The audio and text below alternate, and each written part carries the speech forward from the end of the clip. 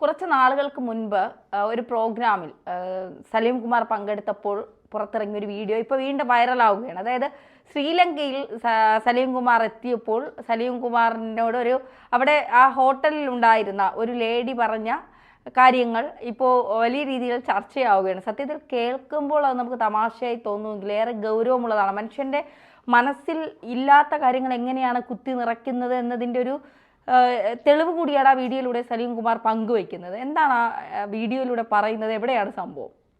ആ വീഡിയോയുടെ വിശദ ഭാഗങ്ങൾ, അതായത് ആ വീഡിയോ എന്താണെന്നൊക്കെ വലിയ വിധത്തിൽ അത് പ്രചരിച്ചൊരു വീഡിയോ ആണ്, വലിയ ട്രോളുകളൊക്കെ ഇറങ്ങിയ വീഡിയോ ആണ്. പക്ഷെ ഞാൻ അതുമായി ബന്ധപ്പെട്ട് ഒരു മതത്തെ മാത്രം അല്ലെങ്കിൽ മതത്തിൻ്റെ ഏതെങ്കിലും ഒരു പുസ്തകത്തെ അല്ലെങ്കിൽ അവരുടെ ഒരു ആത്മീയ പുസ്തകത്തെ ഒന്നും അപമാനിക്കാൻ ഞാൻ ഉദ്ദേശിക്കുന്നില്ല. അതുകൊണ്ട് ഞാൻ അതിൻ്റെ പേരോ അതിലെ മറ്റു കാര്യങ്ങളോ ഒന്നും പറയുന്നില്ല. അത് ഞാൻ പറയാത്തത് ആളുകൾക്ക് എന്തായാലും മനസ്സിലാവും. പക്ഷേ എങ്കിൽ ഞാൻ അതിനെ അപമാനിക്കാൻ ഉദ്ദേശിക്കുന്നില്ല. എങ്കിലും അത് സലീം കുമാർ പറഞ്ഞതിലെ കുറേ കാര്യങ്ങളുണ്ട്.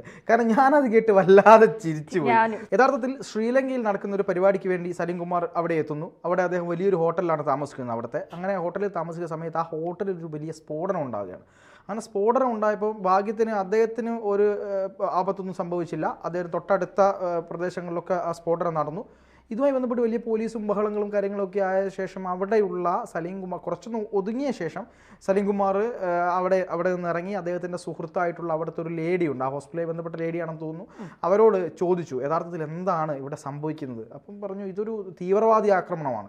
കാരണം ഇതുമായി ബന്ധപ്പെട്ട് അതായത് ഒരു ഇസ്ലാമിക തീവ്രവാദികൾ നടത്തിയിട്ടുള്ള ആക്രമണമാണ്. അതിൻ്റെ ഭാഗമായിട്ട് നടന്ന ബോംബും കാര്യങ്ങളൊക്കെയാണ്, പോലീസ് നടപടികളൊക്കെ തുടർന്നുകൊണ്ടിരിക്കുകയാണ് എന്ന് പറഞ്ഞു. അതിനിടയിൽ പുള്ളിക്കാരി പറഞ്ഞ കാര്യം നമ്മൾ വീഡിയോയിൽ കാണിക്കുന്നുണ്ട്.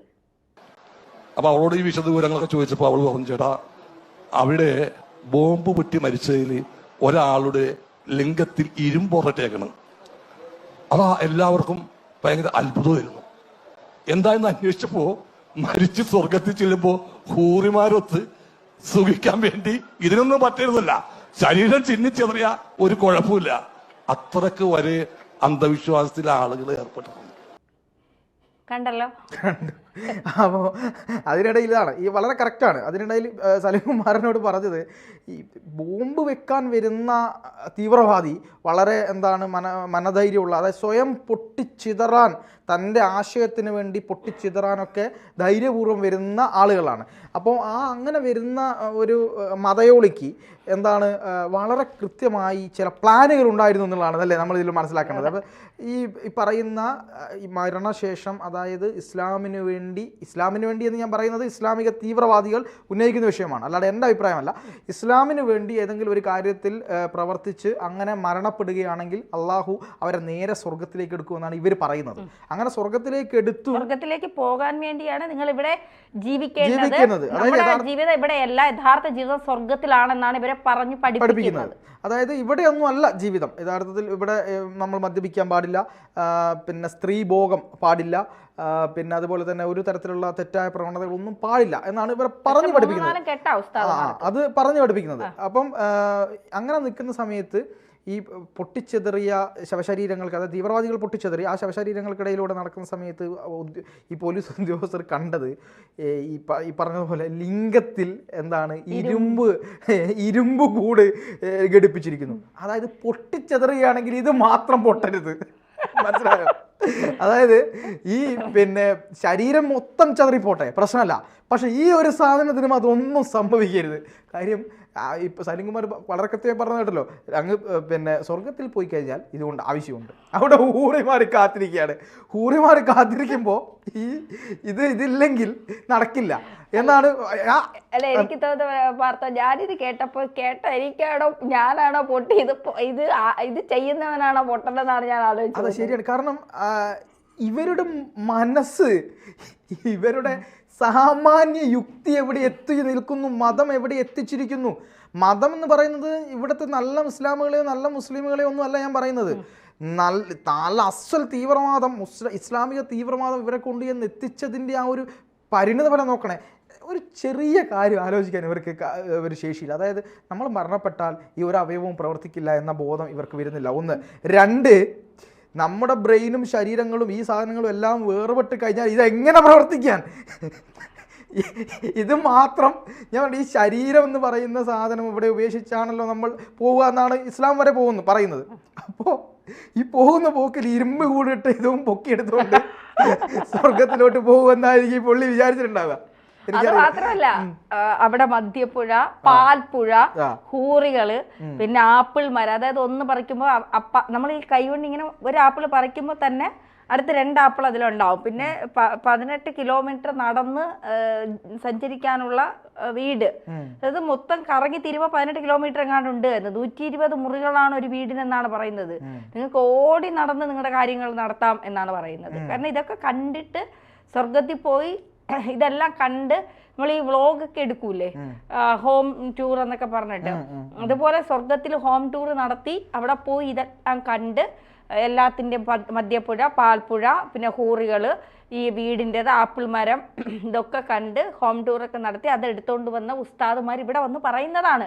അവിടെ പാൽപ്പുഴയുണ്ട്, മദ്യപ്പുഴയുണ്ട്, എല്ലാം ഉണ്ട്. നിങ്ങൾക്ക് മറ്റേ കരിമീനുണ്ട്, കാളാഞ്ചിയുണ്ട് എന്നൊക്കെ പറയുന്നത് പോലെ അവിടെ മദ്യപ്പുഴയുണ്ട്, ഹൂറികളുണ്ട്, മറ്റേ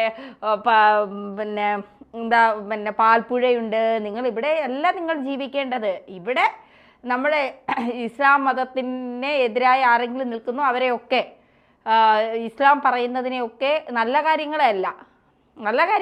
ഇസ്ലാം പറയുന്നതെല്ലാം നല്ല കാര്യങ്ങളാണ്. എല്ലാ മതം പറയുന്നത് നല്ല കാര്യങ്ങളാണ്. അതെങ്ങനെ എടുക്കണമെന്ന് ചിന്തിക്കേണ്ടത് നമ്മളാണ്, അല്ലേ? തീർച്ചയായിട്ടും. അതായത് ഇസ്ലാം പറയുന്നത് എല്ലാ നല്ല കാര്യമാണെന്ന് ഞാൻ വിശ്വസിക്കുന്നില്ല. കാരണം ഇസ്ലാം എന്നല്ല, ഏത് മതവും പറയുന്ന എല്ലാ കാര്യങ്ങളും നല്ലതല്ല എന്ന് വിശ്വസിക്കുന്ന ഒരാളാണ് ഞാൻ. മതങ്ങൾ എന്ന് പറയുന്നത് യഥാർത്ഥ ആത്മീയതയ്ക്ക് എതിരാണ്, അല്ലെങ്കിൽ അത് നമ്മളെ കൺമുമ്പിൽ മറയ്ക്കുന്ന ഒരു സംഗതിയാണ് എന്ന് വിശ്വസിക്കുന്ന ഒരാളാണ് ഞാൻ. മതത്തിലെ നല്ല ആപ്തവാക്യങ്ങളും നല്ല വാക്കുകളും അത് എന്താണ് നമ്മുടെ ഉള്ളിലേക്ക് കൊടുക്കുന്നത്, അവരെന്താണ് ഇവിടെ പറഞ്ഞു വെച്ചിരിക്കുന്നത് എന്ന് മനസ്സിലാക്കാൻ പറ്റാത്ത മനുഷ്യനുള്ള കാലത്തോളം മതങ്ങൾ കൊണ്ട് യാതൊരു പ്രയോജനവും ഉണ്ടാകുമെന്ന് ഞാൻ വിശ്വസിക്കുന്നില്ല. മതം പ്രശ്നമല്ല, പക്ഷെ അത് മനസ്സിലാക്കാൻ മനുഷ്യനാണ് പ്രശ്നം എന്നാണ് ഞാൻ വിശ്വസിക്കുന്നത്. അപ്പോൾ അതുകൊണ്ട് തന്നെ ഇവിടെ പിന്നെ എന്താണ് ഈ ഉസ്താദൊക്കെ പറയുന്നത്, നേരത്തെ ധന്യ പറഞ്ഞ എനിക്ക് അതാണ്, ഈ ഒരു ആപ്പിൾ സ്വർണത്തിൻ്റെ ആപ്പിളാണ്. ഒരു ആപ്പിൾ അതാ ഞാൻ ആലോചിക്കുന്നത്. കാരണം ഒരു ആപ്പിൾ സ്വർണത്തിൻ്റെ ആപ്പിൾ ഇങ്ങനെ നമ്മളിങ്ങനെ പറിച്ച് കയ്യിൽ വീഴുമ്പോഴേക്ക് പുതിയ ആപ്പിൾ അവിടെ പ്രത്യക്ഷപ്പെടും. ഒന്നിന്റെ സ്ഥലത്ത് 2 ആപ്പിൾ പ്രത്യക്ഷപ്പെടും. മാത്രമല്ല ഇവിടെ നമ്മൾ മദ്യപിക്കാൻ പാടില്ല. നേരെ അവിടെ പോയാൽ മദ്യപ്പുഴയുണ്ട്, ഇങ്ങനെ ഗ്ലാസ് കൊണ്ട് മുക്കിയിട്ട് നമുക്ക് കഴിക്കാം. ഇവിടെ സ്ത്രീകളുമായി ബന്ധപ്പെട്ട് നമ്മൾ വേറെ ഒന്നിനും പോകാൻ പാടില്ല, വ്യഭിചാരത്തിനൊന്നും പോകാൻ പാടില്ല. വേണമെങ്കിൽ നമുക്കത് എന്ത് ചെയ്യാം, അവരെ കല്യാണം കഴിച്ച് കൊടുക്കാം. ആരെ താല്പര്യം കല്യാണം കഴിക്കാം, വ്യഭിചരിക്കരുത്. അവിടെ പോയാലും നമുക്ക് എന്ത് ചെയ്യാം, ഈ 72 ഹൂറിമാരുമായിട്ട് വ്യഭിചരിക്കാം. ഞാനത് പറയുന്ന ഭാഷ ഇവിടെ ഉപയോഗിക്കുന്നത്. ആ ഹൂറിമാരെ അവർ വളരെ കൃത്യമായി അടയാളപ്പെടുത്തിയിട്ടുണ്ട് ഏത് രീതിയിലാണ് ഹൂറിമാരെന്നുള്ളത്.